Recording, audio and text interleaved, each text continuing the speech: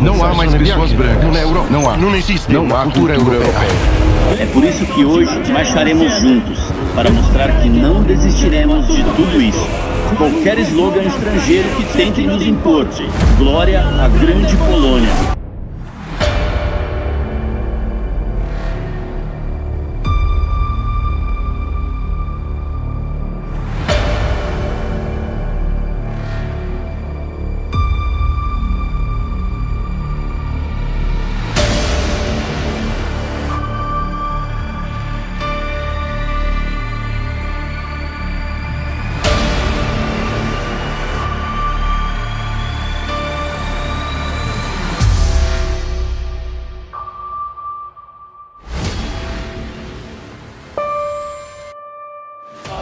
O 11 de novembro é um dia muito especial na Polônia.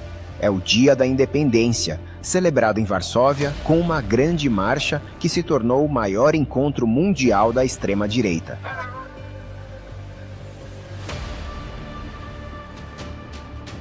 E se a maior ameaça à paz mundial não vier de mísseis ou exércitos inimigos, mas daqueles que juram proteger a pureza de sua nação em nome de Deus? Em 2026, a Europa enfrenta uma crise sem precedentes. De um lado, milhões de imigrantes desesperados, transformados em armas geopolíticas.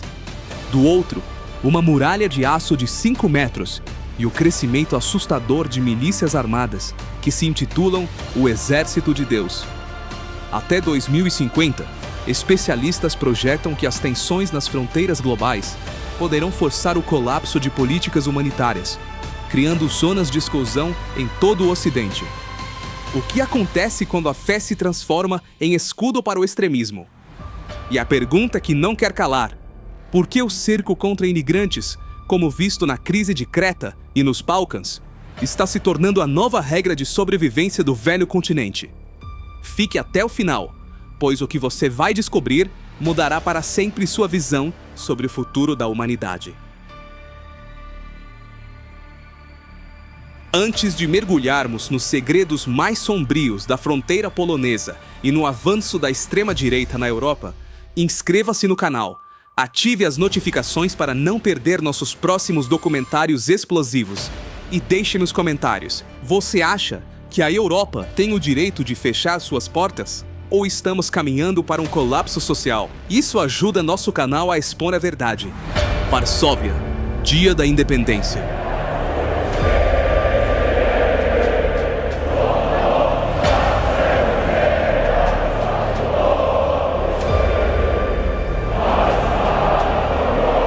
O que deveria ser apenas uma festa cívica transformou-se no maior encontro da extrema-direita do planeta. Centenas de milhares de pessoas marcham. Não é apenas patriotismo, é um grito por fronteiras fechadas, identidade absoluta e religião. A Polônia tem um orgulho forjado na dor de 123 anos de dominação. Sobreviveram a impérios, sobreviveram ao século XX e encontraram refúgio em uma única instituição, a fé. Mas hoje, essa mesma fé legitima grupos radicais.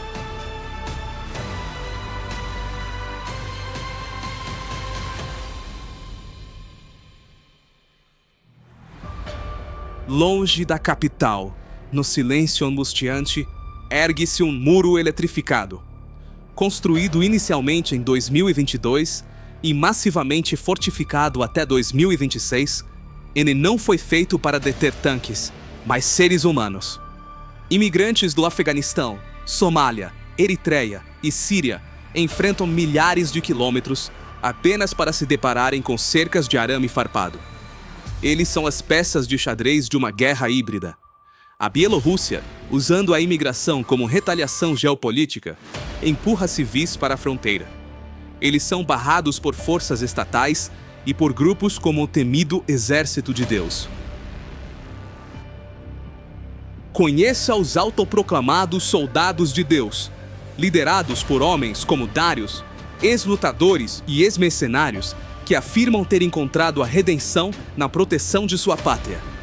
Eles patrulham as florestas à noite, onde as forças oficiais não entram, caçando imigrantes ilegais. Deus chama os casos mais desesperados para cumprir sua vontade, dizem eles.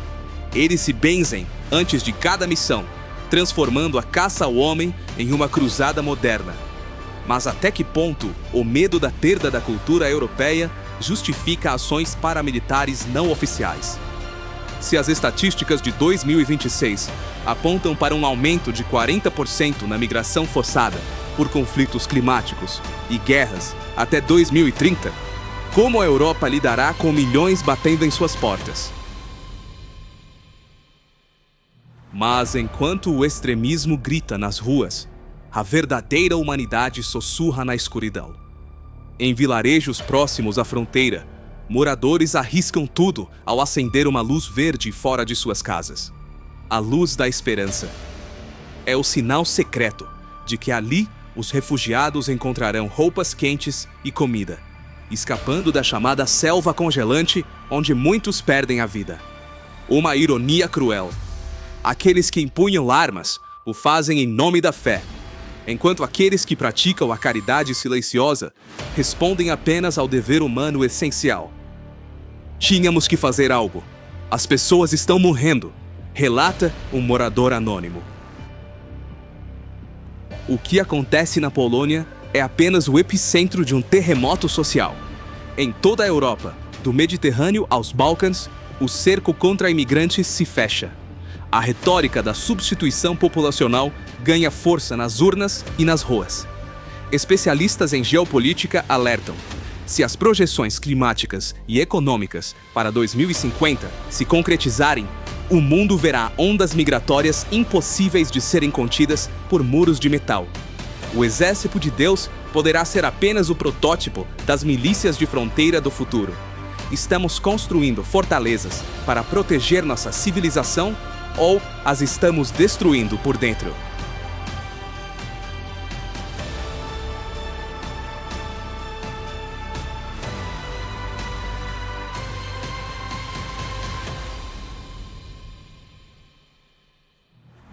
O exército de Deus da Europa, quem são? Enquanto os olhos do mundo se voltam apavorados para a ameaça no leste, um novo gigante militar desperta no coração da Europa. Em menos de uma década, a Polônia decidiu construir a força terrestre mais formidável do continente. O objetivo oficial? Ser o grande escudo da OTAN contra os mísseis da Rússia. Mas as armas de última geração e os bilhões gastos em defesa escondem uma batalha muito mais sombria. Seus líderes acreditam estar encurralados entre dois inimigos: o exército de Moscou, na fronteira leste, e o que eles chamam de ameaça cultural e moral vinda do Ocidente. E para combater esse inimigo invisível, a nação iniciou uma verdadeira cruzada religiosa de dentro para fora. Todos os anos, milhões de peregrinos visitam o sagrado monastério de Jasna Góra. Mas quando a noite cai, a espiritualidade dá lugar à radicalização. Centenas de jovens vestidos de preto, carregando tochas reluzentes, tomam as ruas em marchas assustadoras. Eles são a juventude polonesa. Para esses novos soldados ideológicos, ser um verdadeiro patriota significa construir uma nação exclusivamente branca e estritamente católica. Com o silêncio e, muitas vezes, a bênção de membros do clero, o ódio foi institucionalizado. Nos porões das igrejas, novos membros juram lealdade a cartilhas de autores historicamente antissemitas e declaram guerra aberta à comunidade LGBT e a qualquer ideia que desafie o extremismo conservador.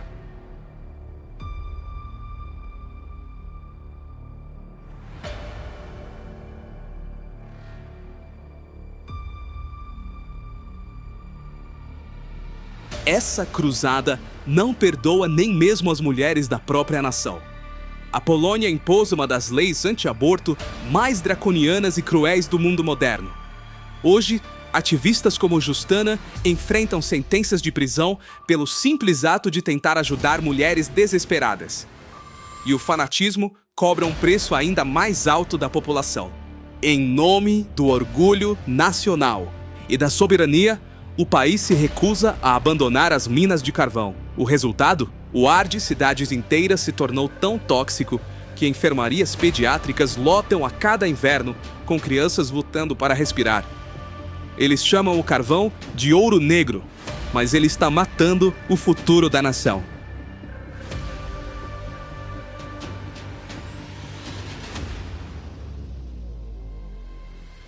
Mas toda essa pólvora ideológica precisava de um mártir, e ele surgiu na fronteira com a Bielorrússia. Em maio de 2024, o soldado polonês Mateusz Sitek, de apenas 21 anos, foi esfaqueado no peito por um migrante que empunhava uma faca presa a um pedaço de pau através da cerca de aço. Sua morte trágica, em 6 de junho, chocou o país e paralisou o parlamento, que fez um minuto de silêncio, enquanto sirenes ecoaram por toda a nação. Mateusz foi promovido póstumamente a sargento e recebeu medalhas de honra. No entanto, a extrema-direita e o governo usaram sua morte como combustível para aprovar leis que facilitam o uso de armas de fogo contra imigrantes. A tragédia de Mateusz blindou a retórica do ódio. O medo do estrangeiro agora tinha um rosto e um herói nacional para justificar a violência, acendendo o barril de pólvora da exclusão. A Polônia de hoje é a representação máxima do paradoxo extremista. Uma fortaleza impenetrável por fora, blindada com os melhores tanques do mundo, mas que asfixia seus próprios cidadãos por dentro, em nome de Deus e da tradição. Quando o preço da segurança e dos valores de uma nação é a liberdade e a saúde do seu povo, quem realmente vence essa guerra? E você, acredita que o extremismo religioso será a ruína ou a salvação da Europa? É o que temem, é o que eles temem. Marxistas, esquerdistas, é o que eles temem. Olhem só. Venceremos novamente. Ave, ave Cristo Rei. Venceremos novamente.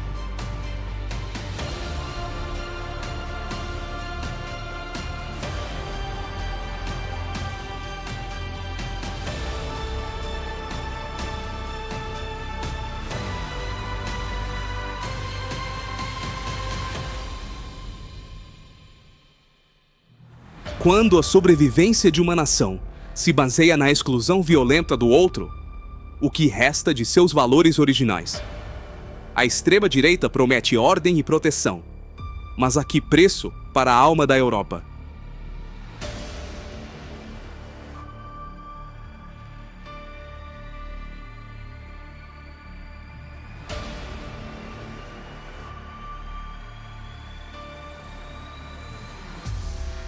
O muro pode deter corpos, mas não as crises globais que os movem.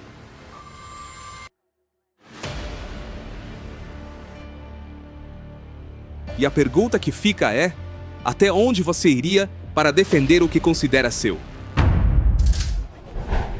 O Evangelho de Jesus Cristo é o único poder. O que acontece quando a linha que separa a Igreja do Estado desaparece por completo? Nos Estados Unidos, quase 90 milhões de evangélicos formam hoje uma das forças mais poderosas e intocáveis do planeta. Uma legião capaz de decidir eleições presidenciais, reescrever os livros de ciência e ditar o futuro de uma nação. Mas por trás das orações e dos cânticos angelicais, existe uma guerra silenciosa sendo travada nas ruas, nas escolas e nos corredores do poder. Este não é um conto de ficção. Este é o avanço do extremismo religioso na América. Até onde a fé pode ir antes de se tornar uma arma? Agora vamos mergulhar na América e saber por que o extremismo religioso pode causar a maior das grandes guerras do mundo.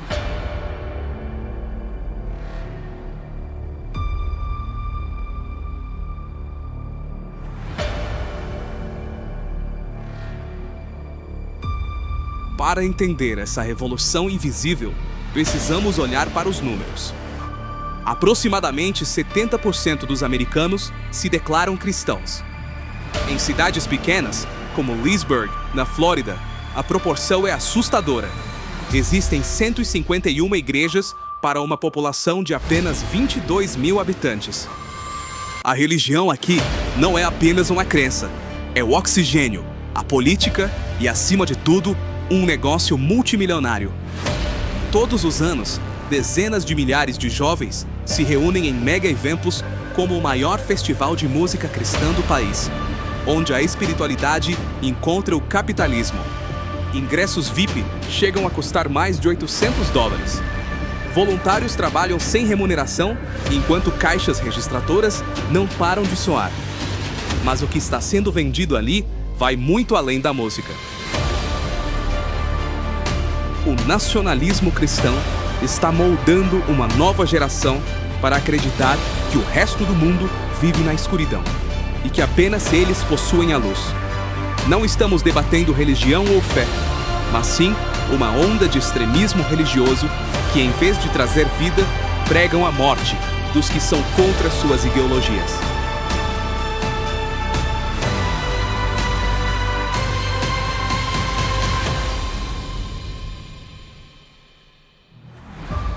O controle começa cedo.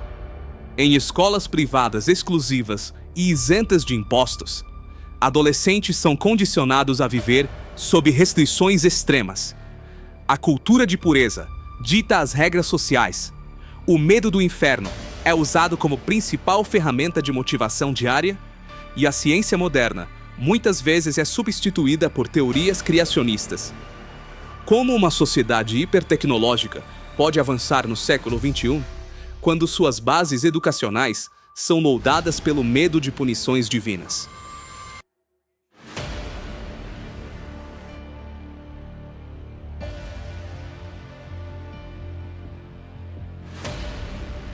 Não há erros históricos na Bíblia. Tudo o que sabemos e tudo o que foi descoberto apenas confirma a sua verdade e o seu poder. E essa doutrinação se reflete diretamente na política e religião dos Estados Unidos.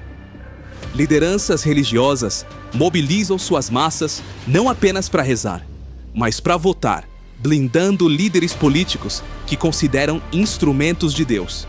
Quando a fé americana se torna um braço do Estado, quem protege aqueles que não compartilham da mesma crença?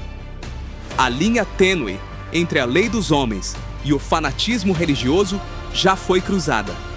No interior de lugares como a Virgínia e a Geórgia, o conservadorismo radical ganha contornos de força. Pastores armados acompanham viaturas policiais para patrulhar as ruas, pregando sobre o inferno para suspeitos algemados em abordagens noturnas. Em casos mais extremos, milícias armadas já sonham abertamente em construir uma nação exclusivamente cristã, estando prontas para usar a força se necessário.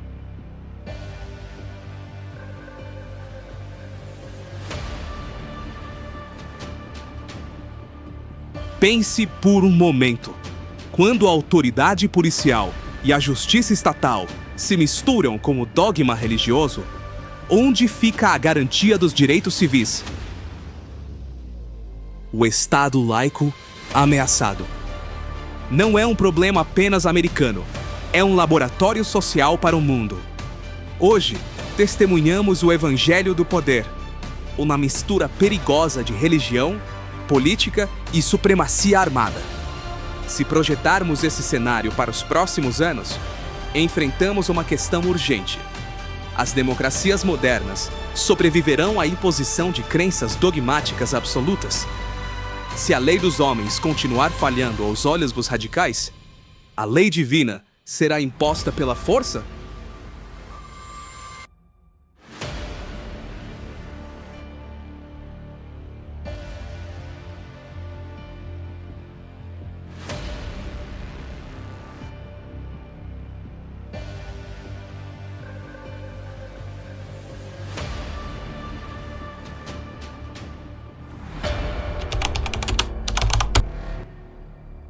Esta é uma reflexão que afeta não só a América, mas o mundo inteiro. E você, acredita que o extremismo religioso na América é uma ameaça global ou apenas um fenômeno passageiro? Porque enquanto o fundamentalismo avança pelas instituições, nos extremos opostos das ruas surge outra força invisível: Homens e mulheres sem rosto, sem líderes declarados e operando como uma única mente coletiva no caos urbano. Eles não pedem diálogo, eles confrontam o sistema de frente. Quem são os verdadeiros fantasmas do asfalto, conhecidos mundialmente como Black Bloc? Anarquistas radicais, vândalos destrutivos ou o sintoma mais violento do colapso social moderno?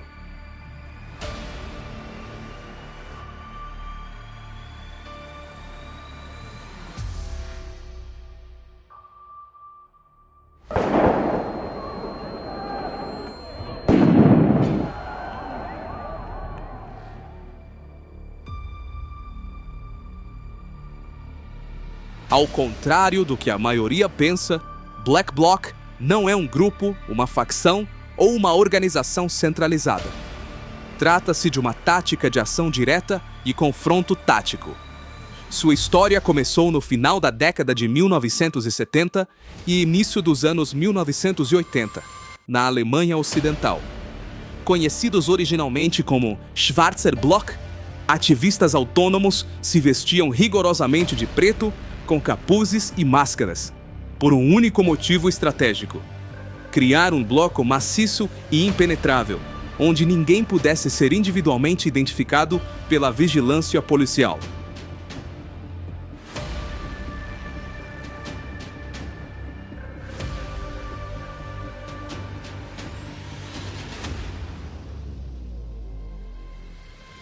O mundo testemunhou o poder avassalador dessa tática em escala global durante a histórica Batalha de Seattle em 1999 e mais tarde nos grandes protestos internacionais de cúpulas econômicas e manifestações de massa pelo mundo. Mas qual é a verdadeira motivação por trás das máscaras? Para os defensores da tática, a ação tem como alvo direto os grandes símbolos do capitalismo financeiro e do autoritarismo estatal: agências bancárias, multinacionais e estruturas governamentais. Eles justificam o dano material, afirmando que a violência contra a propriedade privada não se compara à violência social e econômica imposta à população. Porém, para a sociedade e a segurança pública, o cenário é de pura anarquia e terror urbano. Milhões de dólares em prejuízos a patrimônios públicos e privados, bloqueios generalizados e confrontos violentos que colocam em risco pedestres e trabalhadores inocentes.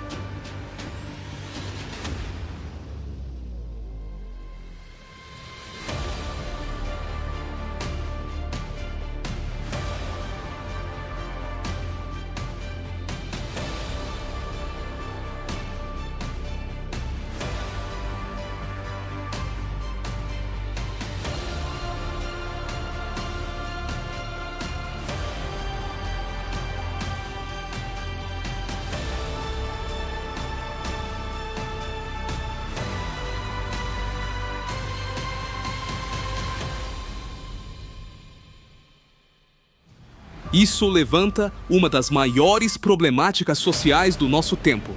O protesto violento é uma forma legítima de resistência contra a opressão ou apenas abre caminho para a repressão e o autoritarismo de Estado?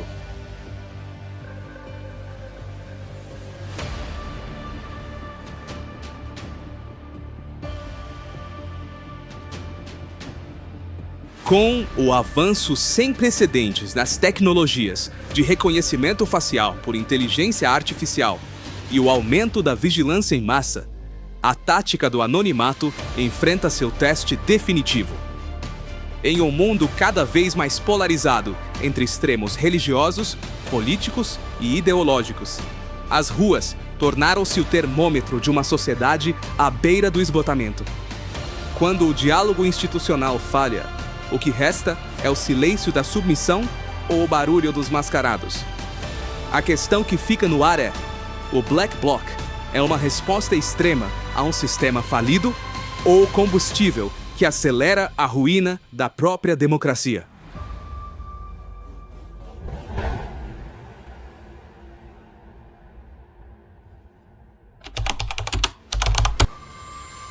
O que acontece quando o tecido social de uma nação inteira se rompe? No verão recente, o Reino Unido foi engolido por um caos sem precedentes. Mais de 1.000 pessoas detidas, policiais brutalmente atacados e hotéis de asilados sob cerco. Tudo isso desencadeado por uma faísca de desinformação online que incendiou o barril de pólvora da nossa era. A imigração em massa colidiu de frente com a ascensão implacável da extrema-direita no mundo. Estamos testemunhando o grito de desespero de uma população esquecida ou o renascimento do radicalismo mais perigoso da história? A verdade que ninguém quer que você saiba começa agora.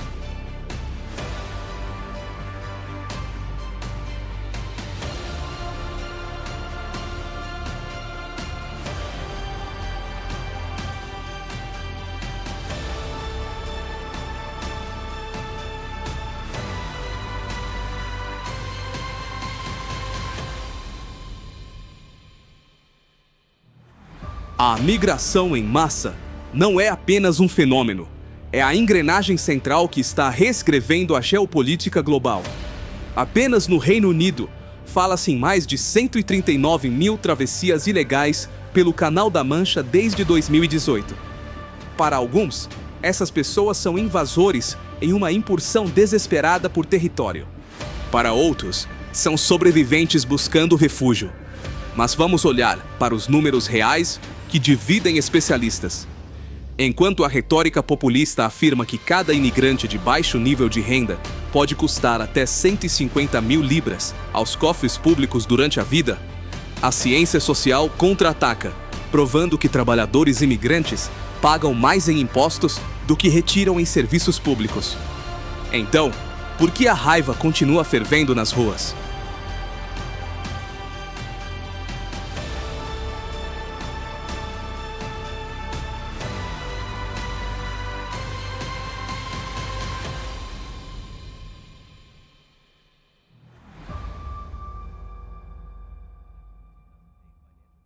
Quando comunidades enfrentam o peso brutal da desindustrialização, cortes nos serviços públicos e pobreza, o medo se torna a arma perfeita. A extrema-direita no mundo percebeu que não há combustível melhor para o populismo do que a sensação de perder o próprio país. Neste tabuleiro de xadrez global, a radicalização política não acontece no vácuo. Especialistas apontam para a radicalização sistemática de jovens da classe trabalhadora branca, impulsionada por influenciadores digitais e políticos populistas que transformam o ressentimento em fotos.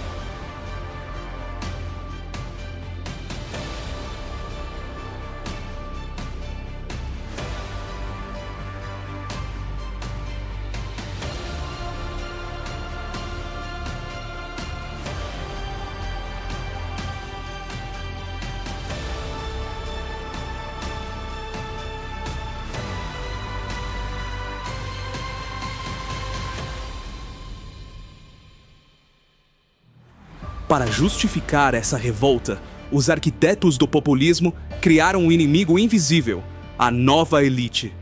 Segundo essa teoria, o mundo não é mais governado pelos velhos bilionários ou banqueiros, mas sim por uma classe acadêmica e midiática radicalmente progressista, que despreza as tradições ocidentais. Eles afirmam que essas elites abrem as fronteiras enquanto vivem em condomínios seguros. Mas será que culpar apresentadores de TV e professores não é apenas uma cortina de fumaça conveniente para proteger os verdadeiros donos do capital?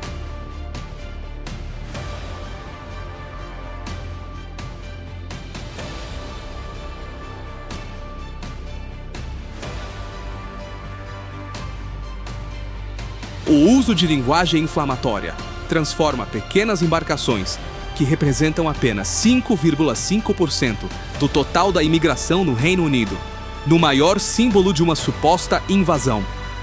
O choque cultural e o medo do terrorismo são explorados ao máximo. Identidades raciais são apontadas como o problema central da criminalidade urbana, criando uma cidadania condicional, onde pertencer a uma nação depende da sua origem. Enquanto isso, a globalização segue seu curso, sugando recursos e deixando comunidades inteiras para trás. O extremismo não é a causa do problema. é o sintoma febril de uma democracia doente, incapaz de oferecer um futuro seguro para o seu povo.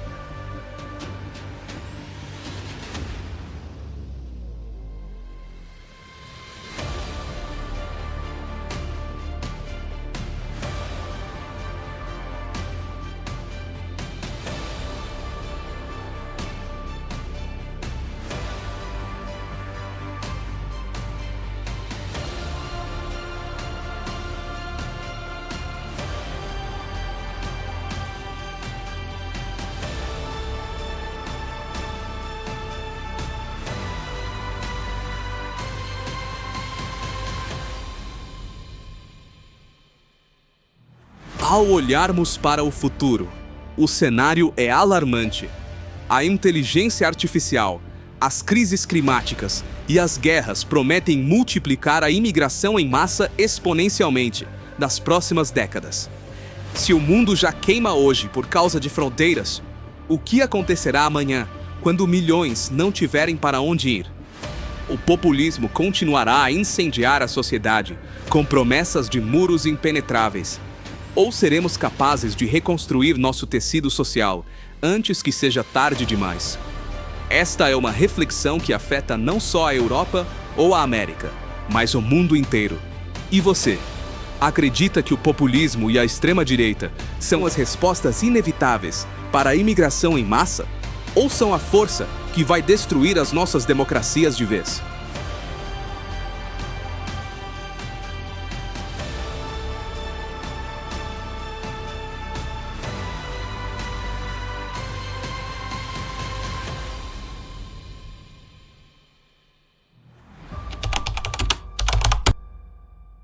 Nos últimos dias de julho de 2026, 72 mil pessoas marcharam em direção a Ceuta, uma pequena cidade espanhola de apenas cerca de 84 mil habitantes.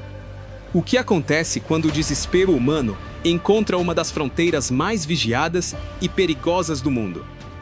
E se eu te dissesse que milhares de vidas podem ser apenas peões em um jogo geopolítico muito maior? Prepare-se, porque a verdade por trás da crise de imigração de Ceuta em 2026 vai abalar tudo o que você achava que sabia sobre as relações entre Europa e África. Para entender a atual crise de imigração celta, você precisa olhar para o mapa.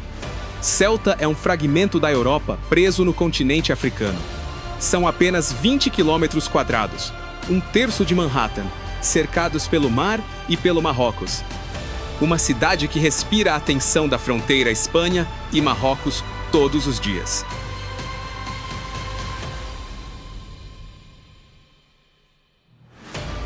O cenário mudou drasticamente. Até 2019, existia o comércio atípico, onde milhares de marroquinos cruzavam a fronteira carregando até 90 quilos de mercadorias nas costas, para sustentar suas famílias. Quando isso acabou, a economia informal foi aniquilada. A fome e o desespero começaram a bater na porta. E então, chegamos a 2026. A crise humanitária fronteira à Espanha não surgiu do nada. Ela foi arquitetada pelo silêncio e pela negligência. As estatísticas oficiais assustam. Em julho de 2026, as entradas irregulares transformaram o perímetro de Ceuta. Como uma cidade lida com o influxo de quase 72 mil pessoas? Os sistemas colapsaram. As forças de segurança espanholas ergueram uma barreira marítima de 500 metros na praia de El Tarajal e mobilizaram o exército.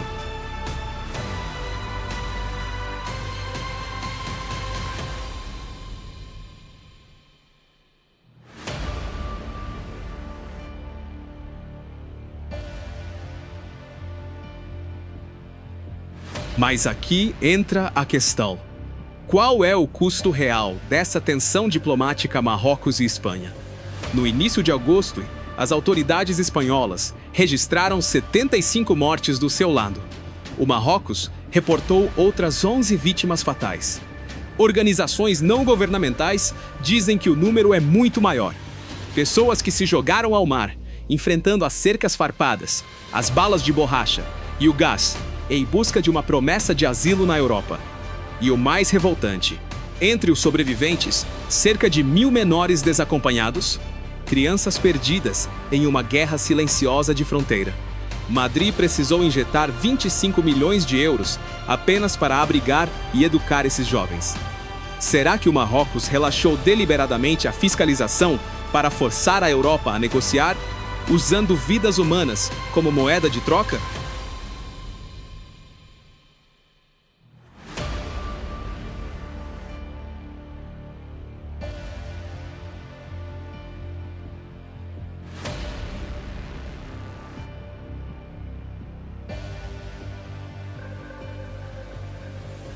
Câmeras e drones registraram o impensável. Jovens exaustos sendo contidos por esquadrões táticos.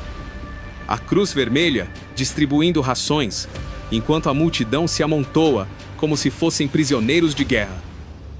A invasão Ceuta 2026 revela a falha trágica do sistema europeu de imigração e do novo sistema de entrada biométrica que custou milhões aos cofres da União Europeia. Estamos diante de um conflito de fronteira entre África e Europa, que está longe de acabar. Com as mudanças climáticas e a instabilidade econômica no norte da África, a pressão sobre Ceuta só vai aumentar. Se o artigo 5 da OTAN não protege explicitamente a cidade, quem defenderá essas terras quando a próxima onda chegar? Mais importante, quem defenderá o direito à vida dessas pessoas que só buscam sobreviver?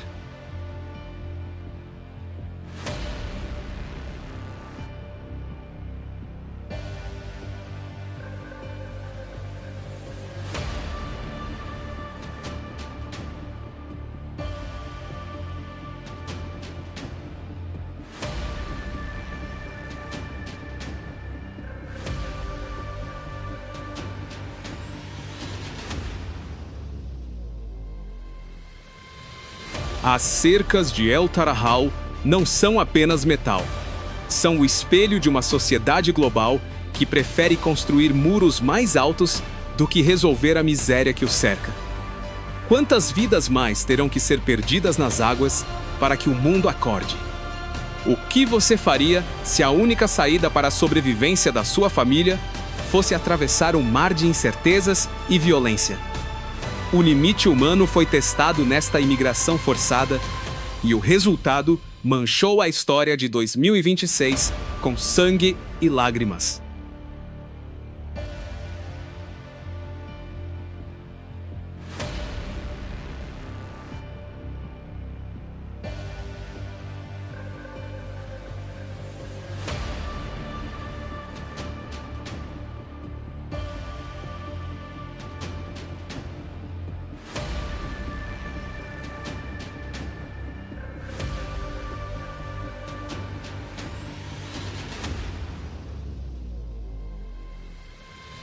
Há poucos dias, o mundo prendeu a respiração quando 72 mil pessoas romperam a fronteira da Espanha.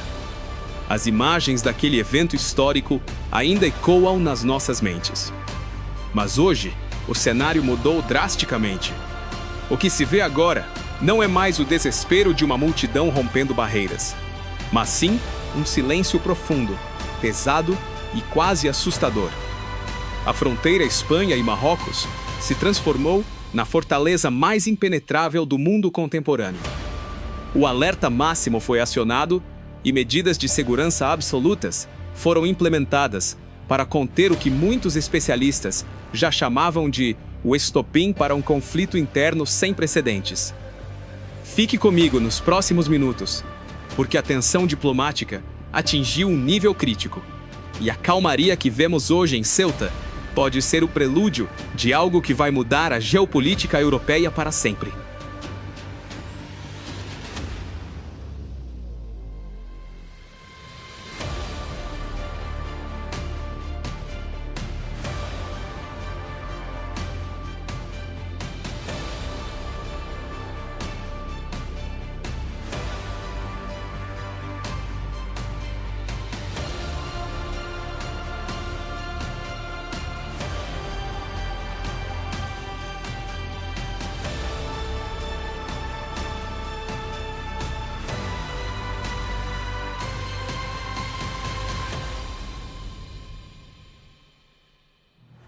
Neste exato momento, as horas transcorrem de forma calma e aparentemente normal na passagem fronteiriça de El Tarajal.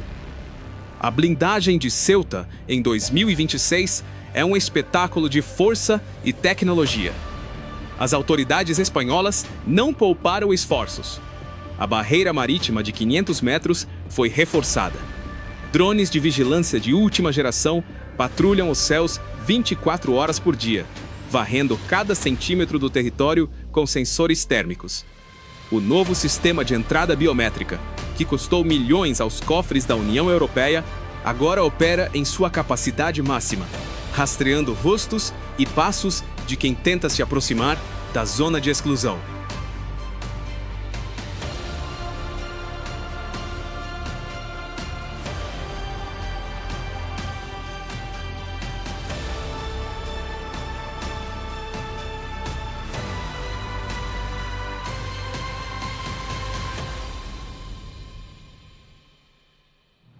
O Exército, a Guarda Civil e esquadrões de elite formam um escudo humano e tecnológico. Essa superoperação de segurança máxima da Espanha garantiu que o controle de fronteira fosse restabelecido. Do outro lado, o Marrocos também elevou seu nível de alerta, contendo fluxos e monitorando as estradas de acesso. A crise de imigração precisou ser paralisada à força. Mas a que custo? Essa normalidade que vemos hoje nas ruas de Ceuta é uma ilusão. É uma paz armada.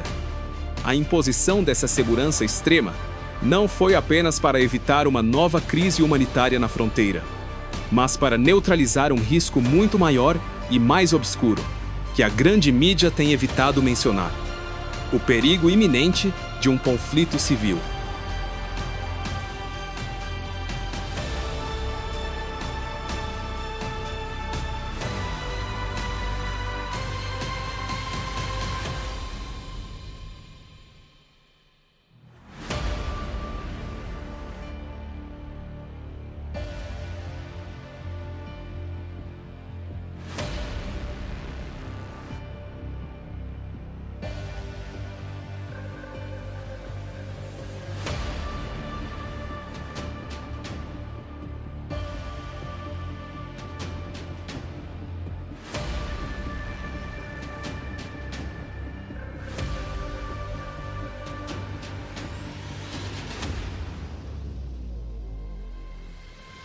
Pense na realidade de Ceuta, uma cidade de 83 mil habitantes aproximadamente, que viu sua estrutura quase colapsar. Com mais de 1.000 menores desacompanhados, ainda abrigados em instalações de emergência e uma população local exausta, o tecido social estava por um fio. A polarização atingiu níveis alarmantes. De um lado, cidadãos temendo pela perda de controle da sua própria cidade, exigindo intervenção imediata e a proteção de suas famílias. Do outro, o drama de milhares de pessoas presas em um limbo, lutando por sobrevivência básica. Se as medidas de segurança absolutas não tivessem sido instituídas com tamanha rapidez e força, a frustração de ambos os lados poderia ter inflamado as ruas. O risco de um embate direto entre residentes locais, forças de segurança e grupos isolados era real. A blindagem da fronteira foi, na verdade, uma manobra desesperada de Madrid para evitar que o território se tornasse um campo de batalha civil no norte da África.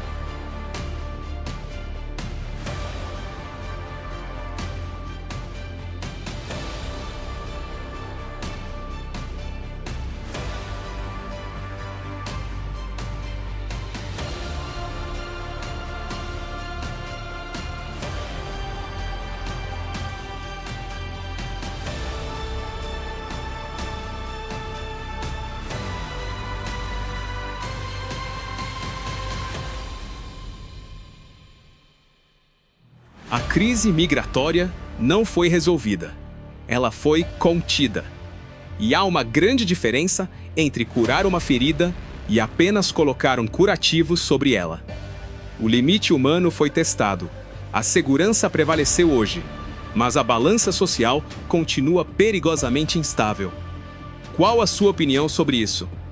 Você acha que a blindagem militar extrema e a construção de muros intransponíveis são a única solução para proteger a Europa? Ou estamos apenas adiando um colapso social ainda maior?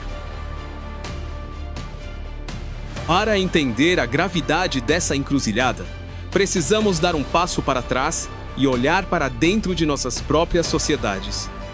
Porque a verdade mais desconfortável de todas é que os muros de concreto, o aço e as cercas nas fronteiras internacionais são apenas a materialização de barreiras invisíveis que nós já construímos dentro das nossas próprias mentes. Nós não estamos apenas fechando fronteiras geográficas. O mundo, como um todo, está fechando as fronteiras da convivência. Nós entramos na era do grande isolamento. E o motor desse isolamento não é apenas o medo da imigração descontrolada, mas uma profunda fratura política e religiosa que está reescrevendo as regras de como a humanidade se relaciona.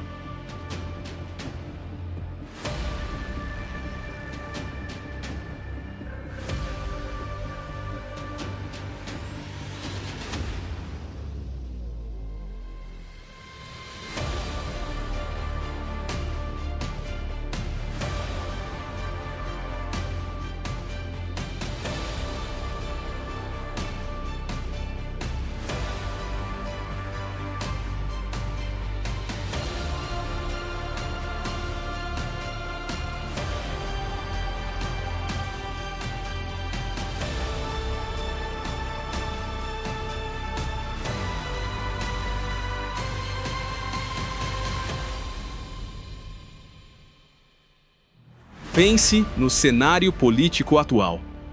Nós não debatemos mais. Nós nos entrincheiramos. O espectro político deixou de ser um espaço de troca de ideias para se tornar uma verdadeira guerra de identidades. As pessoas estão se isolando em bolhas ideológicas, consumindo apenas as informações que confirmam suas próprias crenças e demonizando qualquer um que pense 1 milímetro fora da sua cartilha. A polarização atingiu um nível tão extremo que vizinhos, colegas de trabalho e até familiares cortam laços por não compartilharem da mesma visão de mundo. Se uma sociedade não consegue sequer dialogar com seus próprios cidadãos por causa de diferenças políticas, se não conseguimos tolerar o vizinho que vota diferente, como podemos esperar que essa mesma sociedade tenha a maturidade e a estrutura psicológica para absorver e integrar milhões de pessoas que chegam de culturas completamente distintas?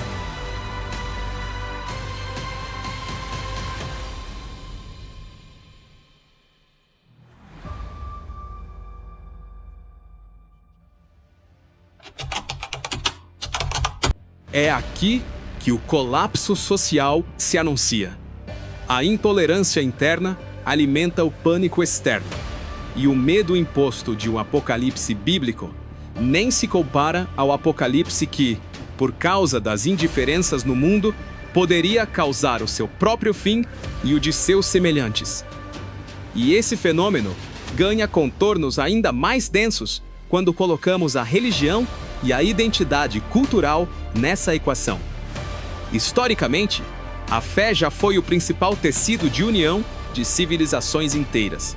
Mas hoje, em muitas partes do globo, ela tem sido resgatada como um marcador tribal.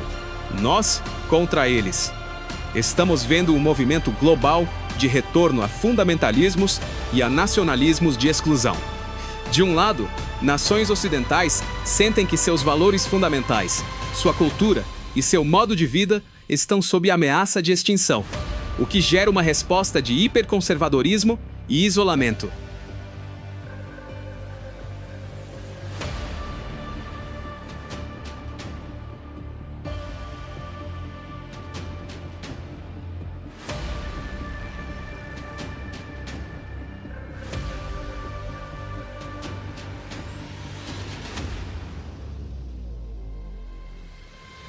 Do outro lado, populações que migram muitas vezes trazem consigo crenças inegociáveis, que se chocam frontalmente com o secularismo e as liberdades individuais conquistadas a duras penas pelo Ocidente. O resultado? Uma falha tectônica de valores. Não há assimilação, não há integração real. O que se formam são guetos invisíveis, sociedades paralelas coexistindo no mesmo espaço geográfico, mas separadas por abismos de desconfiança mútua. A religião e a cultura, em vez de pontes, tornaram-se os novos passaportes. Se você não reza para o mesmo Deus, ou se não compartilha da mesma visão de moralidade e liberdade, você é o outro, e o outro é o perigo.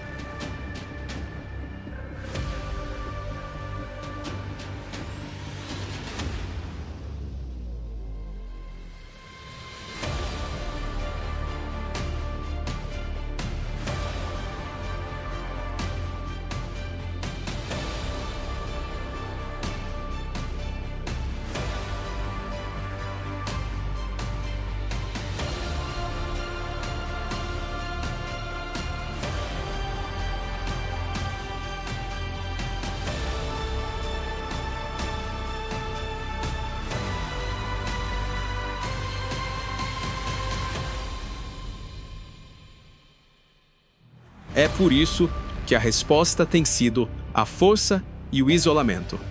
Os líderes globais, percebendo que a coesão social interna está esfarelando devido a essas guerras políticas e culturais, escolhem o caminho mais fácil para dar uma falsa sensação de controle: erguer fortalezas.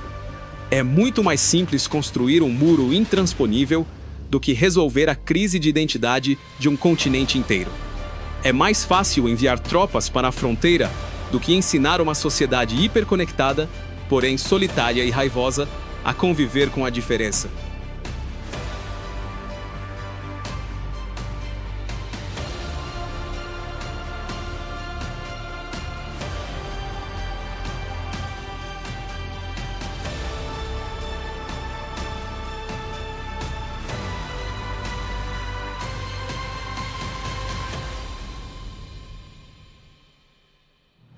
Mas a história já nos provou, repetidas vezes, que o isolamento motivado por diferenças ideológicas e dogmáticas tem um prazo de validade.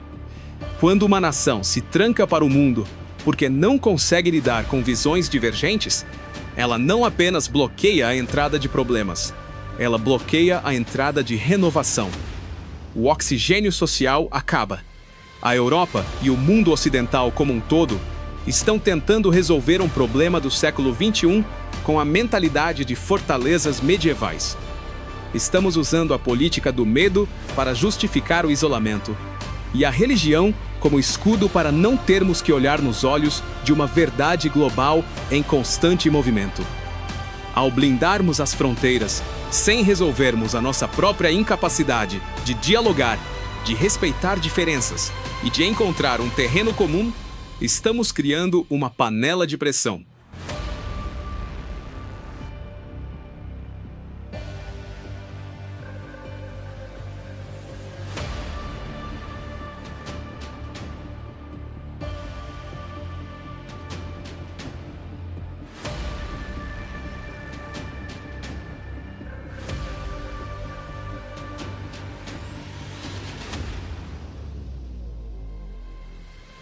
O curativo que colocamos sobre essa ferida já está manchado.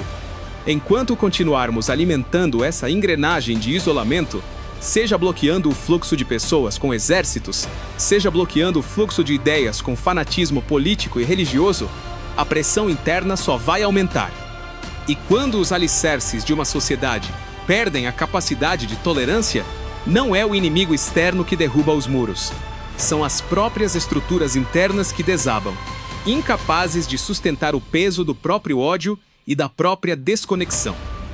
E se esse desabamento for apenas o prelúdio de algo muito mais drástico? Pensemos por um momento no ponto de ruptura absoluto dessa nossa trajetória.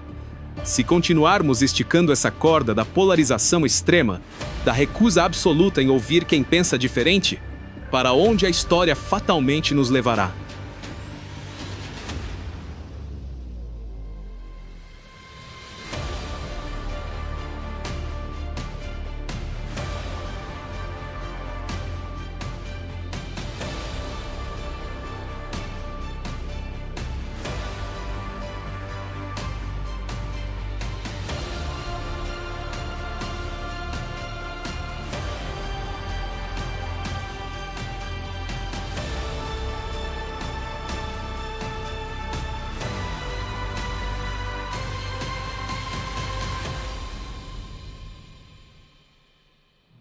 Muitos estudiosos do comportamento humano e da geopolítica alertam para um cenário que parece saído da ficção, mas que ganha contornos de realidade a cada novo extremismo validado pela sociedade.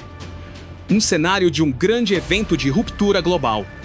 Não estou falando de disputas por territórios físicos ou por recursos naturais, como vimos no passado. Estou falando do conflito supremo da nossa era. O grande embate pelo controle absoluto da mente, da moral e das crenças humanas. Imagine um futuro muito próximo, onde a diplomacia perca totalmente o sentido.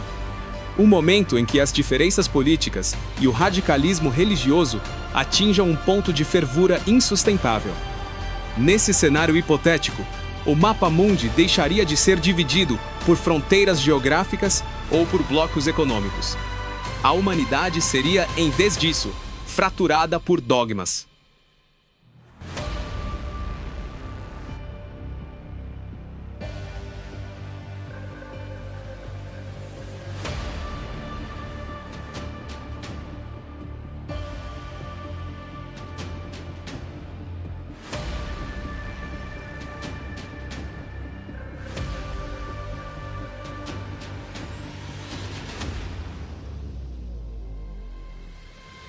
De um lado, alianças formadas sob o manto de extremismos políticos inflexíveis. Do outro, coalições erguidas sobre interpretações radicais e incontestáveis da fé. O mundo seria rasgado ao meio, forçando nações inteiras, cidades e até famílias a escolherem o lado em um conflito onde a neutralidade passaria a ser considerada o maior dos crimes. Este seria o grande conflito moderno, projetado para separar definitivamente a humanidade, não para conquistar terras, mas para determinar uma única forma aceitável de existir.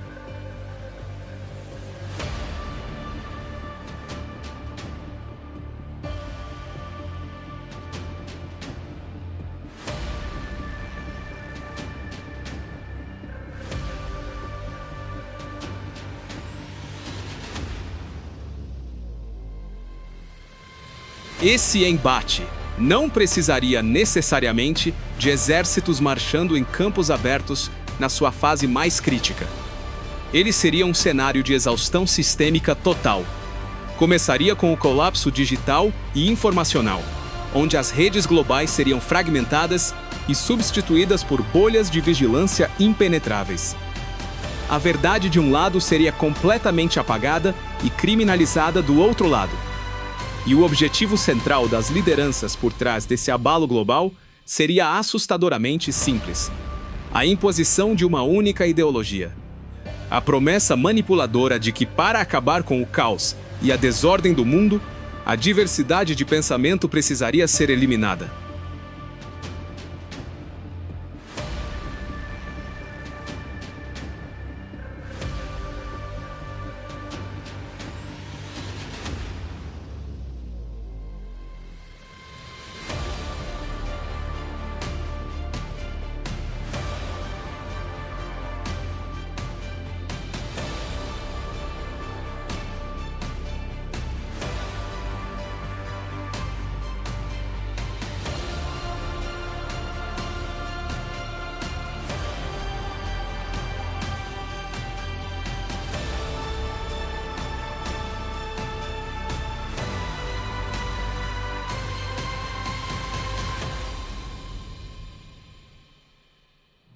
Eles chamariam isso de a grande unificação ou a ordem definitiva. A narrativa seria sedutora para uma população exausta pelo conflito constante. Diriam que a liberdade de crença, a pluralidade política e o livre-arbítrio falharam, que a tolerância foi um erro que enfraqueceu a civilização, e que a única forma de garantir a paz e a segurança seria padronizando o ser humano. Se você não se curvasse aos mesmos princípios políticos, ou se não rezasse sob a mesma cartilha, você não seria apenas um opositor. Você seria um obstáculo à harmonia do novo mundo. E obstáculos, sob regimes extremos, são apagados da sociedade.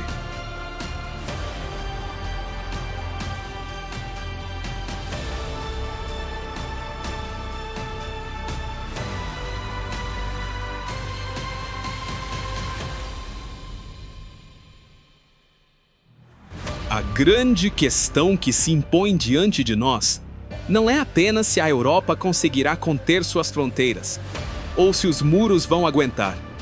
A questão é: vamos continuar caminhando, de olhos vendados e cheios de certezas cegas, em direção a essa grande ruptura? Vamos permitir que a nossa incapacidade de conviver com a pluralidade nos leve ao colapso final da nossa convivência? Ou vamos ter a coragem de reconhecer, enquanto ainda há tempo, que a força da nossa espécie nunca esteve em sermos todos uma coisa só, mas sim na difícil, porém vital, habilidade de construir pontes de respeito, mesmo quando o mundo inteiro nos diz para erguer muros? Caso queira estar preparado para o que está por vir, acesse nossos links na descrição e se diferencie. Inscreva-se no canal, ative as notificações para não perder a continuação dessa cobertura exclusiva. E deixe nos comentários o que você acha dessa operação de segurança. O seu comentário é fundamental para aprofundarmos esse debate. Muito obrigado por assistir e até o próximo vídeo.